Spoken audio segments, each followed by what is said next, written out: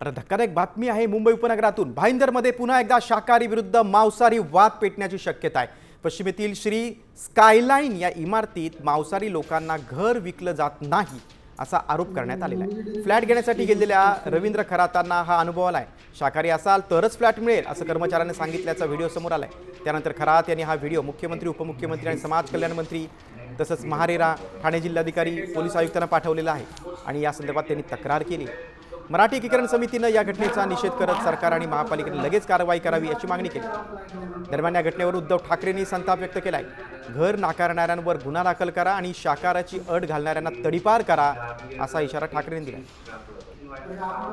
भाईंदर शहरामध्ये जातीच्या आधारावरती, लिंगाच्या आधारावरती, वर्णांच्या आधारावरती फ्लॅट दिले जातात। ही अत्यंत धक्कादायक परिस्थिती मीरा भाईंदर शहरामध्ये आहे। या स्कायलाइन प्रोजेक्टमध्ये तिथले काही त्यांचे प्रतिनिधी असतील, त्यांनी आम्हाला असं स्पष्ट सांगितलं आहे की तुम्ही जर मराठी असताल, तुम्ही जर नॉनव्हेज खात असताल, तुमची जर जात जैन किंवा ब्राह्मण नसेल तर तुम्हाला तो फ्लॅट दिला जाऊ शकणार नाही।